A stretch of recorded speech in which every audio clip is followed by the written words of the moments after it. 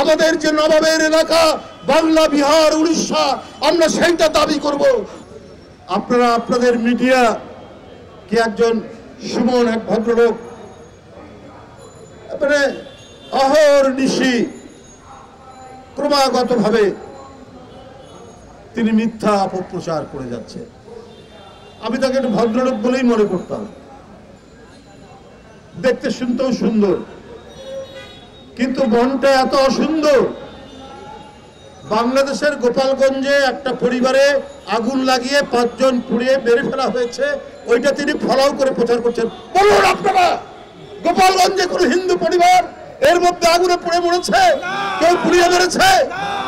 এত বড় মিথ্যা, এত বড় অপপ্রচার।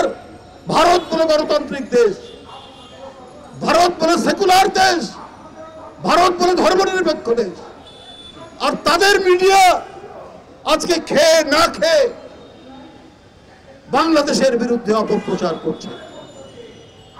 শুভেন্দু বাবুদের তল্পি বাহক হয়েছে। ওখানে যারা সত্যিকারের প্রগতিশীল, অসাম্প্রদায়িক, তারা এই সমস্ত মিডিয়াকে বলে কি জানো, গদি মিডিয়া। মানে যারা গদিতে আছে সেই গদির তল্পি বাহক মিডিয়া। এক একটা বয়ান, একটা ন্যারেটিভ তৈরি করছেন বাংলাদেশের বিরুদ্ধে। কারণ শেখ হাসিনার পতনটা একেবারেই মেনে নিতে পারছেন না, একেবারেই মেনে নিতে। 28 লক্ষ কোটি টাকা পাচার হয়েছে শেখ হাসিনার আমলে। একটা হিসাবে দেখেছিলাম যে 18 লক্ষ কোটি টাকা, আর পাচার হয়েছে, ঋণ পেয়েছে 18 লক্ষ কোটি টাকা, আর পাচার হয়েছে 17,60,000 কোটি টাকা। কিন্তু শ্বেতপত্র যেটা প্রকাশ হয়েছে সেখানে পাচার হয়েছে 28 লক্ষ কোটি টাকা। তাহলে এই কোটি টাকা কি, এই 28 লক্ষ কোটি টাকার কত টাকা পেয়েছেন সুবন্ধে বাবুরা? এটাও আপনারা বলুন, না হলে কেউ কিন্তু বলে দেবে বিজেপির কোন কোন নেতা পেয়েছেন শেখ হাসিনার পাচার করা 28 লক্ষ কোটি টাকার ভাগ।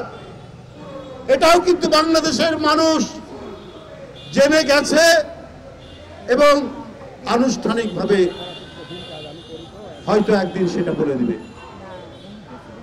আমরা এত আন্দোলন সংগ্রাম, এত ত্যাগ, শিশু থেকে শুরু করে তরুণরা কাতারে জীবন দিল, তাদের রক্তাক্ত লাশ পড়ে থাকলো, গোটা বিশ্ব কেঁদে উঠেছে, গোটা বিশ্বের মানুষের চোখ দিয়ে কান্না ঝরেছে।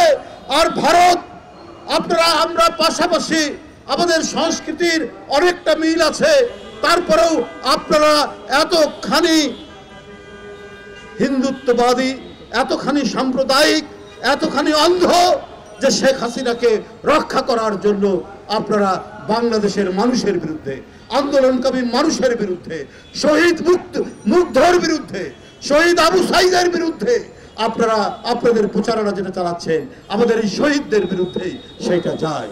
গণতন্ত্রের জন্য আমাদের মহান আত্মত্যাগ, সেই মহান আত্মত্যাগকে আপনারা ভুলুণ্ঠিত করার চেষ্টা করছেন, তাতে কোনো লাভ হবে না। আপনারা যদি মনে করেন এই করে আপনাদের আগ্রাসন সুসম্পন্ন করবেন, আমরা আমাদের স্বাধীনতা, সার্বভৌমত্ব বিশ্বাস করি, রক্ষা করার জন্য অঙ্গীকারবদ্ধ। আমরা প্রত্যেকটা দেশের স্বাধীনতার মর্যাদা দেই। ভারত সহ যত ক্ষুদ্র রাষ্ট্র, বড় রাষ্ট্র আছে, প্রত্যেকেরই স্বাধীনতা, সার্বভৌমত্বে আমরা মর্যাদা দেই। কিন্তু ভারতের শাসক গোষ্ঠী যদি মনে করে যে না, আমি সম্প্রসারণ চালিয়ে আমরা বাংলাদেশ, নেপাল, ভুটান এবং অন্যান্য আশেপাশের দেশ আমরা কবজা করে নেব, এইটা কিন্তু আপনারা মানে বোকার স্বর্গে বাস করছেন। এইটা এই বাংলাদেশের মানুষের, তাদের যে তেজোদ্দীপ্ততা, তাদের যে দেশ রক্ষার অন্তর্নিহিত শক্তি, তাদের যে প্রাণের উন্মাদনা, এই প্রাণের উন্মাদনা ভারত কখনোই টের পায়নি। আপনাদের যদি অশুভ ইচ্ছা থাকে, আমরাও তাহলে বলবো আমাদের যে নবাবের এলাকা বাংলা, বিহার, উড়িষ্যা, আমরা সেইটা দাবি করব। যদি আপনারা এই রকম ভাবে